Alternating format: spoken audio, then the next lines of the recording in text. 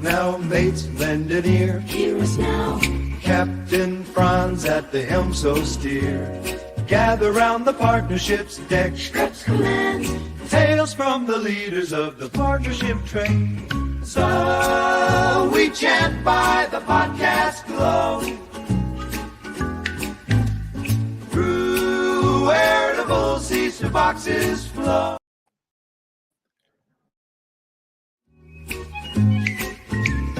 Hark now, mates, lend an ear. Hear us now. Captain Franz. All right. Welcome, everybody, to another episode of The Partnership. We had a slight playback error with that video, so I'm going to look into that after we finish the show. But today I'm really excited to have a really special guest. I feel like this show has been in the making for over a year. I think it's been over a year since we first talked about you joining the show, Joe. So I'm incredibly excited to have Joe Rice with me today, who was the former head of partnerships at the Twitter developer platform, and then most recently also the VP of partnerships at ScreenCloud, which he has since left. So he let me know that he's available for bar mitzvahs, weddings, funerals, and any other occasion that you might need a partner pro. So thanks for joining the show, Joe. Pleasure. And I love the 80s sitcom music you've got there to kick us off. That's great. Nice. All right. So before we dive into all things partnerships, I'm a big fan of Twitter and X, and I'm always looking for new people to follow. So as somebody who's worked there for like multiple years, who's your favorite Twitter follow? Well, I have to admit, I don't use Twitter or X, I guess as it's called, as much these days. But I think, back when I did use it more often, I probably got most value from some of the more satirical accounts. So I always enjoyed Very British Problems and That's a good one. Darth Putin as well. Sometimes satire is the real reality, right? There's truth in that. So just a few of those that got me through some interesting times in the world. Yeah, that's great. There's some real Twitter royalty in there. And as Elon always says, like sometimes the funniest outcome is often the most likely outcome. And so similarly with satire, like sometimes satire is actually better than the truth, or is the truth. Yeah, it is the truth. Yeah. Always. For anybody tuning in today, like let us know where you're tuning in from. I would love to hear from you in the chat. And also if you have any questions for Joe as we go through this conversation, feel free to just drop them in the chat and we'll also discuss your questions live. And so the topic I want to discuss, which I thought was super fascinating, is Twitter's $400 million data licensing business. And so Joe, when you joined, like that business was still kind of being developed. So can you share a little bit, like, what was it like? Like, why did Twitter bring you on? And then also what was the state of the Twitter developer platform and the Twitter data licensing business when you joined the company? Yeah. Why did they bring me on? Desperation. Who knows? So I think for those at home, maybe just a bit of the potted history of Twitter data, Twitter developer platform. It went by many names. So the Twitter developer platform was in effect the API store or the vault where all the tweets were kept, if you will. So Dev Platform owned the suite of APIs that developers use to get access to Twitter data. And developers was a pretty wide, broad group. That's students and academics and researchers, to your weekend warriors and hacks, to SaaS applications, at the HubSpots and Salesforces, and kind of everything in between. So a pretty wide array of different developer types, but and that they had access to the free or freemium APIs, the public endpoints as they were known, and then also the paid for or the enterprise APIs as well. Got it. Yeah. And how did you structure that at the time? Like, was it just like a free for all? Like everybody had access to like something if they paid for it, or was there already some structure in place? Well, I think the interesting history is in order. I don't know how much time you have, but if you go back to a lot of these things are accidents of history that build over time, and a lot of companies have the same thing. You make the best decisions you can with the information in front of you, and that may cause problems down the line, but you adapt. So Twitter was born in what, March, April 2006, I guess it was, and only 5 to 6 months later, introduced the first Twitter API to the world, which was mainly in response to the growing usage of the platform, and by those who were basically scraping the site or creating rogue APIs. So I wouldn't say bad actors, but it was popular. People are like, how do we get access to this thing? So if you consider that API 1.0, I guess, as Twitter grew as a platform, the API grew in importance, especially for third-party app developers. And those are that group that emerged to help businesses manage their social presence. So tools like TweetDeck, Hootsuite, for example, Twitter later acquiring TweetDeck. Your question, I think it's fair to say that the API itself was probably, for honest, a bit of an afterthought as Twitter tried to figure out its business model in those first 5-6 years. And there were hiccups along the way. So many people remember the famous or infamous OAuth apocalypse, which was when Twitter's move to make all developers move from use OAuth rather than basic auth for their third-party apps. And that caused a lot of consternation. And so anyway, as time marched on and Twitter became more popular, you saw policy shifts with respect to rate limits, access restrictions and whatnot. So we kind of moved from the Wild West in the early days to a bit more structure. And you can never make everyone happy. A lot of developers didn't like having access removed and having to register for a developer account. So that I'm grossly oversimplifying there, but yeah, it was an evolution in that time from the Wild West to, oh, hold on, we need to prove your use case. We need to know who you are. You can't hit the endpoint 1 billion times a day.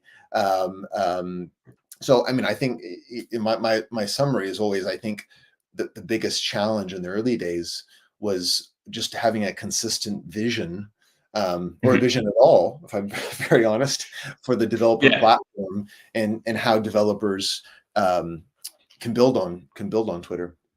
Yeah, absolutely. And I guess like back in the day, there were less concerns around privacy and data, and etc. That's all something which we learned later. I want to give a quick shout out to Steve from St. Louis, who is joining us today. Great to see you again, Steve. And Steve had a comment that back then all anyone could talk about was the API economy. And it reminds me so much of like just Facebook as well. Like the initial API was just so generous and they would just give away all this data. And then Cambridge Analytica came in and harvested all of it and like swayed an election for all that we know now, right?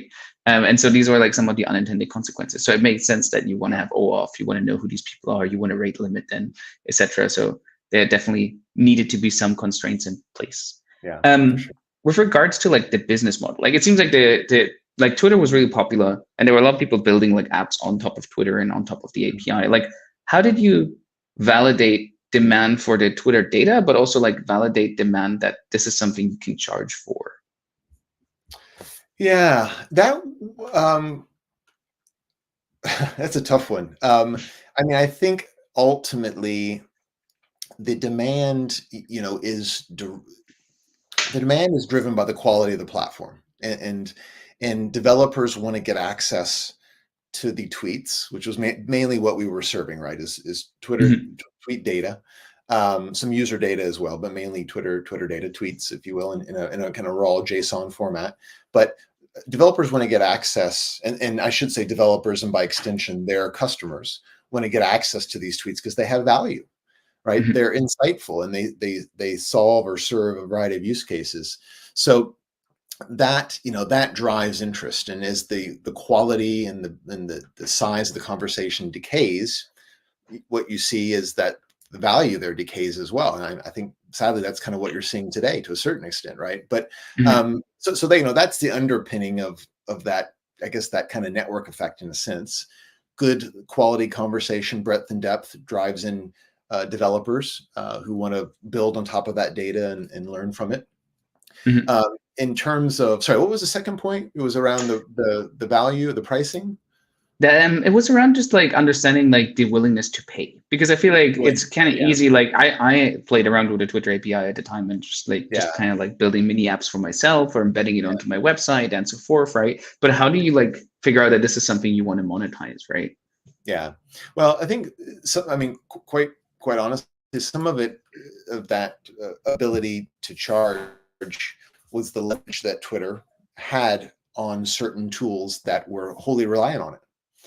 Mhm. And when people to this day, I think there's this thought that social listening is hundreds of different excuse me, hundreds of different sources, and it is. But if you go into any social listening tool and you run some queries, what you tend to find is 70 to 80% of the volume returned is from Twitter.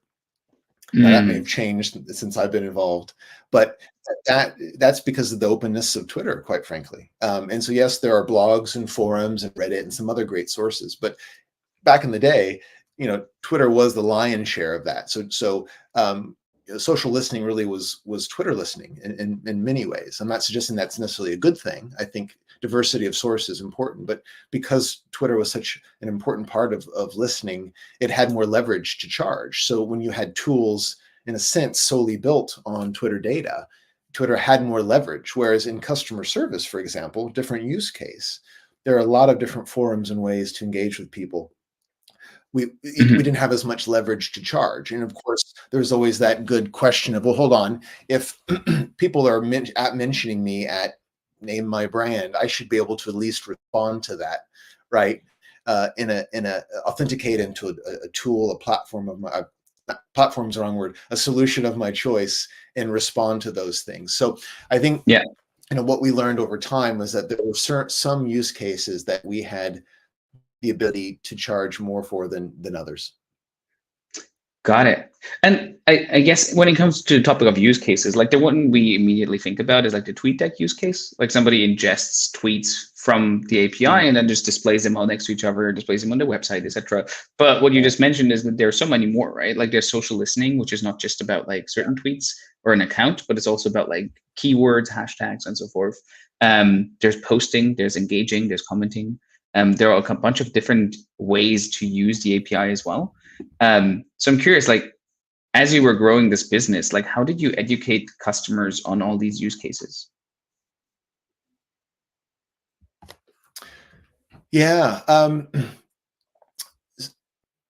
So a big challenge for us was getting beyond the traditional social marketing, analytics, engagement use cases to uh, new uses of Twitter data in areas such as market research, risk management, business intelligence, and just to throw out a few. And I guess this idea that showing that Twitter data had relevance to use cases beyond social, if that makes sense, Mm. beyond just what's being said about you as a brand, but what's being said about your competitors in the market, and can you use that insight to build better products, improve your customer service, be more competitive, manage risk, all those things that are less about you and more about the world you're operating in as a brand.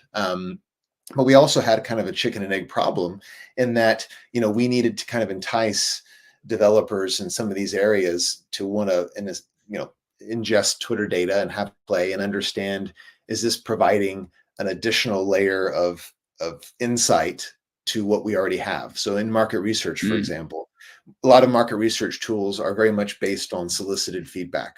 Survey, I'll ask you a bunch of questions, Franz. Yeah. And that's nothing wrong with that. But what if you could combine that with unsolicited feedback, all these opinions floating around from the Twitter sphere? That gives you another angle on a specific topic. And so, again, I always say at the end of the day, Twitter was just millions of opinions on anything and everything, random stuff. And it could be leveraged in a variety of ways. And so we wanted to prod developers to try to give it a try and do innovative things, which is the whole idea of a developer platform, is to make it easy to play and try new things. Yeah. And like, did you take any specific actions in order to educate them around these use cases and like get them to experiment, like hackathons, blog Yeah, posts, case studies, something like that? yeah. Or was it more all organic? We probably didn't do enough in retrospect. I mean, at the time, we definitely had a very good developer relations team that went out and did like hackathons and would work with the developer community in kind of an organic what's possible sort of discussions. I wrote a lot about it. We went to conferences and events that we normally wouldn't go to in market research and customer experience and finance to drum up some support and kind of get the so-called flywheel going. But I don't think you can ever do enough of that stuff to kind of inspire developers and founders, I guess, to want to have a play. Yeah, you can never do enough. I mean, that's for sure. But it's interesting that you went to like conferences where your average Twitter customer just wasn't, right? It's like so different from like the general Twitter business, and it was just like a completely new line of business with a different ICP.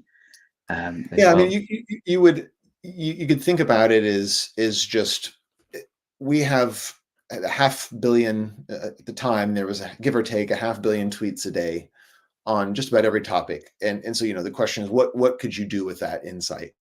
Yeah, that's what I was effectively proposing. And that was a big data challenge, machine learning challenge, right? Is how do you kind of sort through all that and then understand, surmise what's going on? So the simple thing I always example is, the summer has just ended, sadly, but if I'm Unilever and I want to know what was the ice cream conversation like this past summer.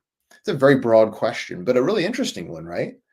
Now, Unilever has lots of data. They have lots of data on purchase. They probably know what their competitors have done. They see their marketing, but is there a big explosion in vegan conversation for whatever reason? What are those kind of trending topics when it comes to just one product like ice cream, for example? And that was historically a tough thing to do, because you could find all kinds of ice cream tweets, but you'd still have to kind of surmise them.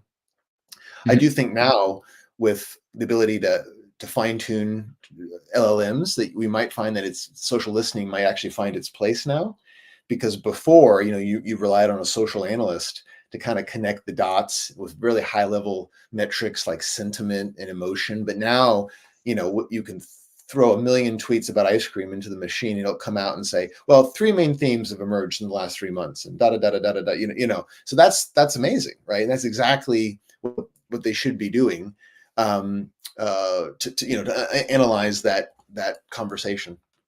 Yeah, got it.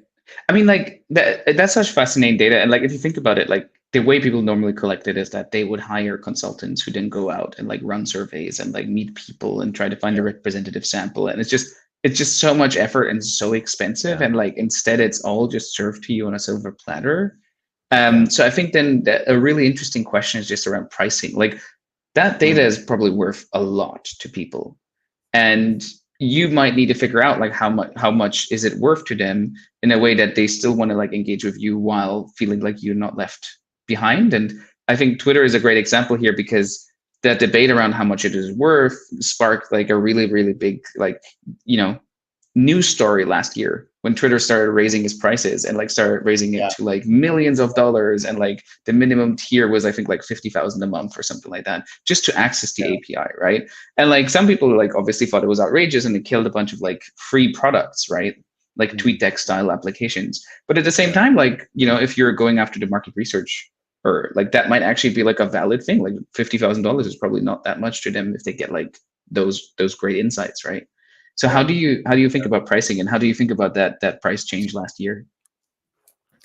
My own personal opinion was that, I mean, first of all, I guess the answer to pricing is easy. It's what someone's willing to spend, right? That's my own. Right, but you can't customize it for everyone, right? So you need to kind of like figure out a standard tier. Pricing was a perennial challenge during my nearly 8 years. So, always on the agenda. Were we underpricing it? Were we inhibiting innovative use cases because startups couldn't afford it? Those sorts of questions.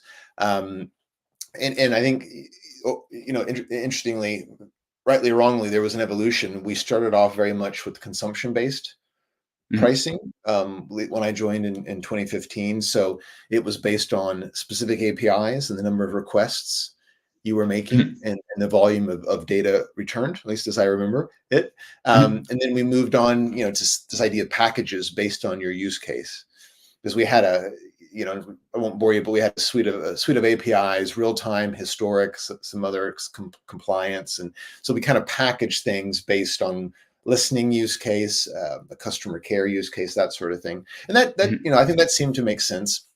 But we also had, for a much smaller group, our official partners, where we get into the partner conversation a bit more, a rev share model, where I think our interests were much more aligned in terms of their growth was our growth. We helped them with product support, marketing, sales, marketing, co-sales support, that sort of thing. So we tried all. It was an evolution. We tried all kinds. I don't think we ever did it right. But you do the best you can in the time that you have. My own personal opinion today is that the prices, X has got debt to pay off every quarter, so prices has gone up. I'll be interested to see if that inhibits innovation with the data in the long tail, because you want a good, healthy long tail of developers who build the next thing. What's next? And if you don't have that, then over time you don't have innovation. You don't have cool new use cases. Yeah, definitely. I mean, it grows stale if you don't have that initial long tail of a seed of individual developers who can grow into large businesses. You can monetize them later as well, right? And so I think it's a tight balance to find. I'm curious just around the rev share with partners. How did that work? Did you try to take a revenue share from the revenue the partner generated using the Twitter data, or how did you calculate it? Yeah, I mean, it was on, I guess, top line. So it was a commitment, but the idea was that we would really lean in with that small group and help develop innovative data products that can help them differentiate in the market.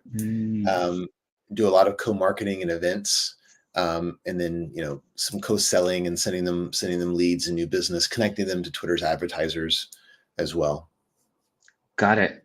And how did you make sure that partners actually pay up? Because I feel like with revenue share, it's always a little bit awkward, especially if it's top line and it's self-reported.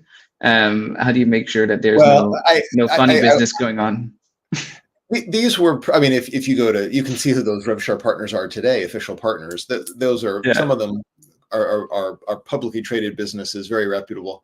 I wasn't part of the finance RevRec team, so I can't get into detail there. But I think by and large they were good for it. Yeah, and I think obviously. They had to sign up for this as well, right? They have to see the value in this and the ability to commit. Yeah. So, it was two-sided in that way. Got it. Yeah, I guess in that moment it's important to pick established companies which are actually good at revenue recognition, which are less likely to fudge the numbers, etc. I've seen this with agencies in the past, with once you introduce a rev share, there's an incentive to maybe run it for a different corporation or something like that, just to trying to get around. But I guess that doesn't happen at a very large scale anymore. Just on the other side of the pricing, you mentioned different packages for different types of customers. How do you make sure that the right package goes to the right customer and they don't actually just try to pick a cheaper package or a different one? Did you segment that just by the types of APIs they can access, or was that just segmented only by whatever your account executive thought their use case was? No, these were predefined based on the needs of that use case and our own experience and how the data was being used, right? So again, if you're doing social media management, engagement versus social listening versus customer care, we knew the common APIs you needed and tried to package those together. So no, it wasn't ad hoc, but there was thought to it. And that doesn't mean that every developer loved that approach, obviously, but it was an attempt to kind of simplify as well. Yeah, I like that, because that way, by bundling it, you actually make sure that everybody gets exactly what they want or should want for their use case, but it also makes the tiers clearer, and it's not just consumption based for every API. Cool. We got a comment from Steve just on the rev share aspect. He said usually there should be audit rights in those rev share agreements if you have any reason to doubt the revenue reporting. I do think that's true. it goes a little bit against like the idea of partnerships in my mind. Like if you have like a partnership, there should be a shared foundation of trust. And if you feel like you actually want to audit, you probably like reached a point in the partnership where you might want to terminate the partnership in general, right? I do think audit rights are important. Like, don't get me wrong, like they should be in there so you can like wind down the partnership in like a managed way. But if you start auditing partners, like A, it's a lot of effort for you to do, and then B, like I think it's a clear signal that it's probably time to terminate. Yeah, if you don't have enough trust. I mean, I'm sure I think we did have audit rights, and obviously pretty clear on the reporting requirements as part of that, as you should with a rev share agreement. Yeah. But, yeah. I agree. Trust but verify. I like that. Awesome. Just as you were building the Twitter developer platform, like what were some of the unexpected challenges you encountered? Well, I think that depends a lot on where in the journey we were or they were, I guess. I think there were, if you go, some of the challenges that Twitter had and how it maybe alienated some developers was changes that weren't well communicated and or were misunderstood by the developer community. As I mentioned earlier, I think developers early on were used to a really open platform. You kind of do what you want, pull as much data in as you want. That probably wasn't going to last forever. There's a cost to all these requests, right? And so as we tightened up, I think we did tick off some people who were used to unlimited access, free access. I think some of the challenges it was again just around a realization, which if you go back to like, was it 2020 when we launched V2, which was a fundamental kind of refresh of the APIs, where we tried to basically, take into account the lessons learned from developers about what they liked, what they didn't. But it was pretty clear that you needed clear policies, you needed good documentation.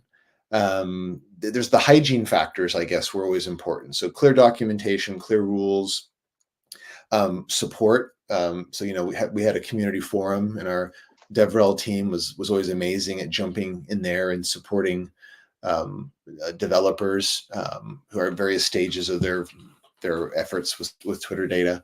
So I mean, I think some of the lessons learned were just, hey, be easy to work with. And I think when you're sending kind of inconsistent messages, and people are concerned they're going to get switched off next month, and then it's not clear what's the best way to work with you. And also, if you're not really signposting or guiding developers to areas of interest, it's not a great foundation for innovation. Yeah. So I think we absolutely got there with the right intentions towards the end. 2020, I think it was 2018 when we announced the V2 stuff, and then of course after the acquisition, who knows where things have gone. But I guess for me, you be easy to work with. So again, I mentioned the term hygiene factors, but good, clear documentation, kind of signposting, support where you can scale to provide it. Those are things that I think will ingratiate yourself with the developer community. Yeah. Sometimes the best advice is the easiest. It's be easy to work with. It comes up a lot on the podcast. Like no matter if you're working with channel partners, technology partners, like brand partners, it's like partners will just work with whoever is simple and easy and straightforward and reliable.